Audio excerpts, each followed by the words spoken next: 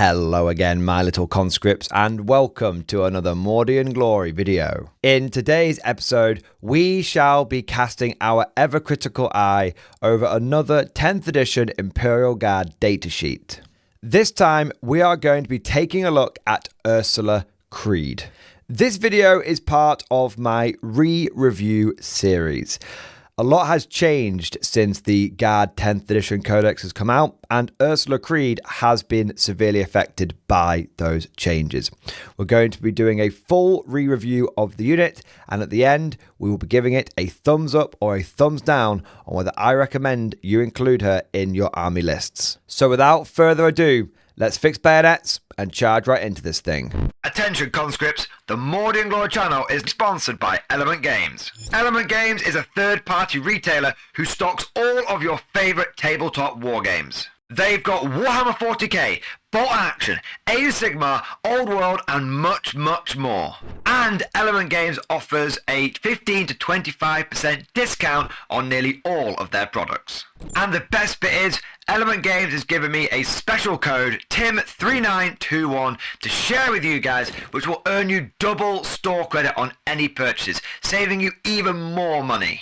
So if you want to save shed loads of money and support the channel at the same time, then use the affiliate link to Element Games down in the description below and make sure you use that referral code at checkout. That's all for now. Let's get back to the video. Let's begin with a look at Creed's stat line. She has a movement value of 6 inches.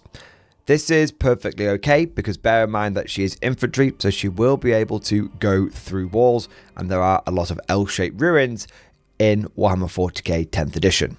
She also has a toughness of 3, a 4+ save, a 5+ invulnerable save, and 4 wounds. This is a reasonable defensive stat line by Imperial Guard standards, but she is not a combat character. She is not an absolute tank. If anything gets into combat with her, she is probably going to lose that fight.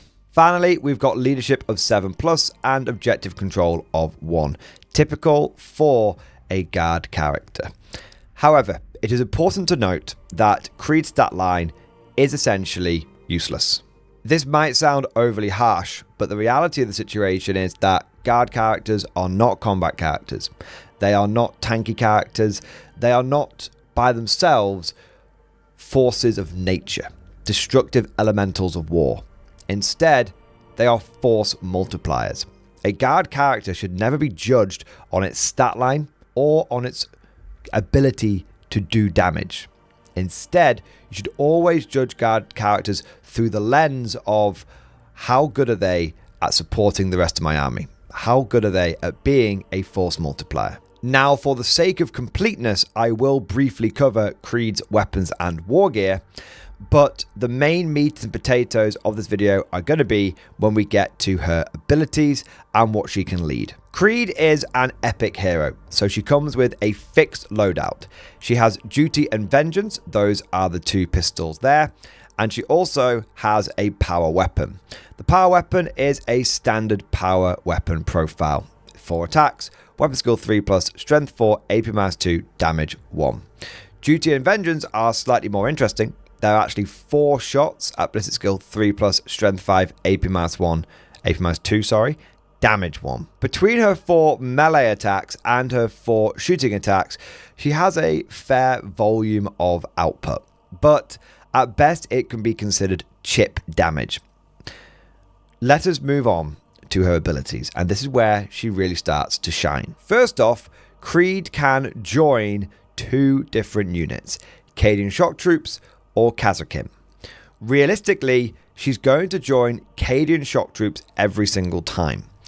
The reason for this is Creed does not have the Scout ability, but Kazakin do. If you attach Creed to a Kazakin unit, they lose Scout, and Scout is one of the more valuable abilities in the entire game. Instead, you want Creed to join a Cadian Shock Trooper unit. Now, there are 2 formats of unit that she works with best. One is a minimum sized command blob. That's where you take a Cadian squad, a Cadian command squad, add them together, and then you have Creed join the unit as well, because it is important to remember that guard battle line units like Cadians can have 2 leaders attached to them. This small command blob allows Creed to take advantage of the Master Vox inside the command squad, allowing her to do her 3 orders, which is really good, and we'll come back to this in a moment, do her 3 orders out to 24 inches. That is a big increase. Normally she can only do orders within 6 inches. However, having a dedicated command blob can be quite expensive. You typically want your units to be doing as much as possible every single turn. And unlike the Lord Solar, for example, who's bringing things like extra command points to the table, which you might not want to lose, I tend to find that Creed is fine at being a more frontline officer.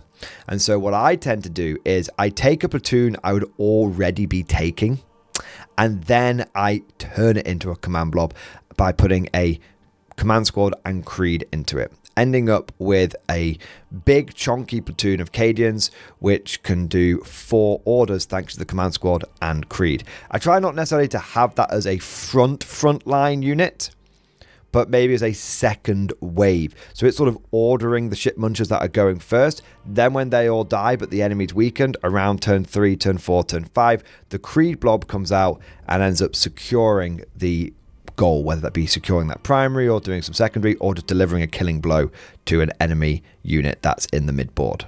The reason I tend to have this approach of just enhancing a blob I was already taking is because it kind of cuts down on the hidden cost of Creed.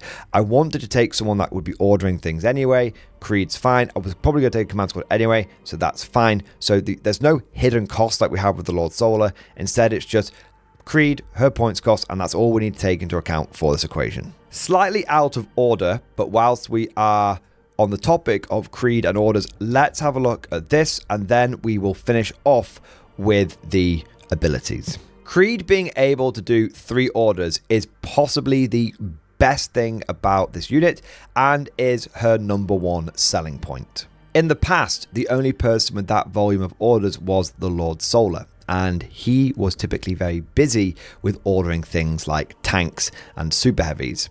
The fact that Creed can now do 3 orders takes off a huge amount of pressure and really opens up the guard order bottleneck, because you do want every unit to have orders. You need it. Your units don't function very well without them. Consider the following. Creed and a single command squad can order up to 80 infantry. That's 4 platoons of guardsmen. That is a very efficient way of getting an order to pretty much your entire guard infantry corps. But there is another way that you can use Creed, and that is not to buff your infantry corps, but instead to buff your artillery corps. A lot of people say that indirect fire is useless in 10th edition now. I completely disagree. The number of games that I have flat out won because I was the only person bringing indirect fire is almost uncountable at this point. Not a single tournament goes by where I regret taking indirect fire. And every time that I don't take it, there's always a game where I lose it because I didn't have indirect fire. Now, Creed can order 3 units. A great way of taking advantage of that is taking 3 artillery teams or field ordnance batteries or just mortar teams. Take 3 heavy weapon squads with mortars. And Creed can sit there in the middle of all this artillery and order all of it. If you do that and you keep them all clustered together on your home objective, for example, then you don't need to worry about the platoon that she's leading, or you don't need to worry about the command squad or anything like that. And truth be told, I think the Creed mortar pit it's almost an auto include. It's a very, very valuable tool for most guard players to have. 3 mortar teams and Creed comes in at significantly less than 300 points. And it's all the indirect fire you could possibly need to chip away all of the enemy ship munchers sitting on objectives and trying to look inconspicuous. Moving on to the abilities. Both of these are good. Lord Castellan. While this model is leading a unit, that unit can be affected by up to 2 different orders at the same time. This is an ability which I tend to find gets better as the game goes on. Typically, when you are running Creed and you're taking, as we said, here in a platoon, there's 3 other platoons, and so there's 4 orders going around. Each unit has its one order that it needs. But eventually, at some point, you're going to start taking casualties, probably very early on.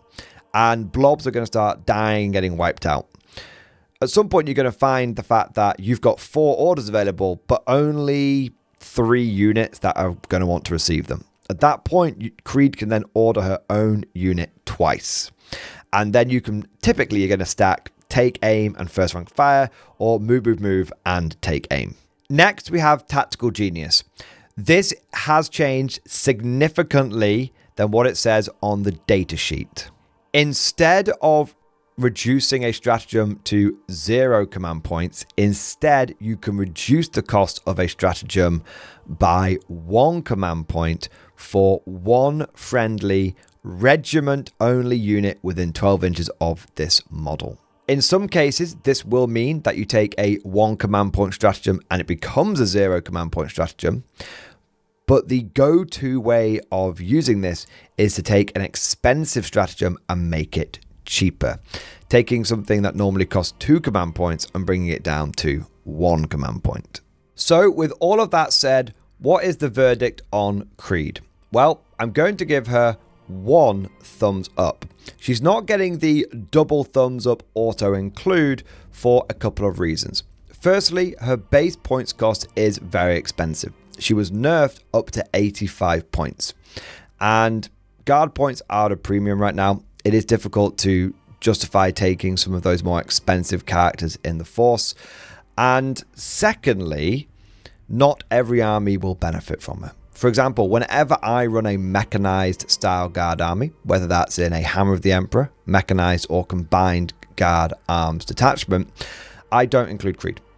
She doesn't really suit my mechanized infantry playstyle, but she is fantastic and is much more of an auto include in something like a combined arms hybrid guard army, such as taking blocks of infantry, few tanks, and some indirect fire. So she does have a place in a lot of guard armies, but not in every guard army, and she shouldn't be something you just put at the top of your list. She is something that goes in your army if you have a game plan and you have the units which are going to benefit from her. But of course, all of this is just like my opinion, man. Let me know what you guys think down in the comment section below. Do you think Creed is a good unit? Do you find you include it in most of your armies? Or is there a reason that you're leaving her at home on the shelf most games? If you enjoyed today's video, don't forget to go ahead and smash that like button and also subscribe to never miss an episode.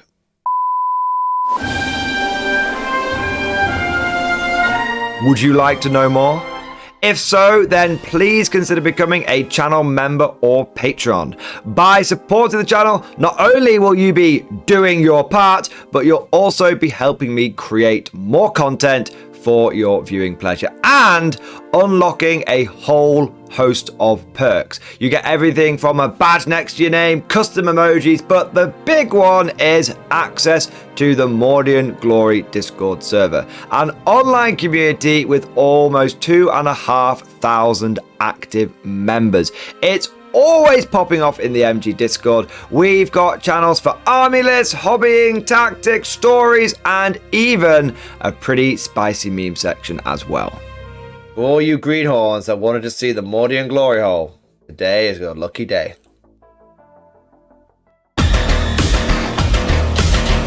And joking aside, I do want to say a massive thank you to all of the current channel members and patrons.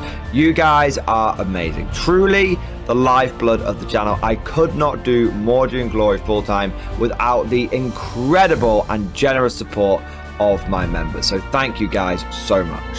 And last but certainly not least, I want to say a personal thank you to all of my top tier Patreons. These are the War Masters, the people who have truly gone above and beyond the call of duty. So a heartfelt thank you to Redfield, 32, Jurgens, Miasma, Try Again, Bragg, RJ, Scorpion, Bonbon Vert, Lord Pryor, Nicholas Walsh, John Stubbs, Guardian, Varney, Sword, Fish Trombone, Pickalock the Forged. Seriously guys, thank you from the bottom of my heart. Your support is incredible and it makes a huge difference. Thank you so much. That's all for now. Hope you've all enjoyed today's video, and of course, as always, see you guys next time.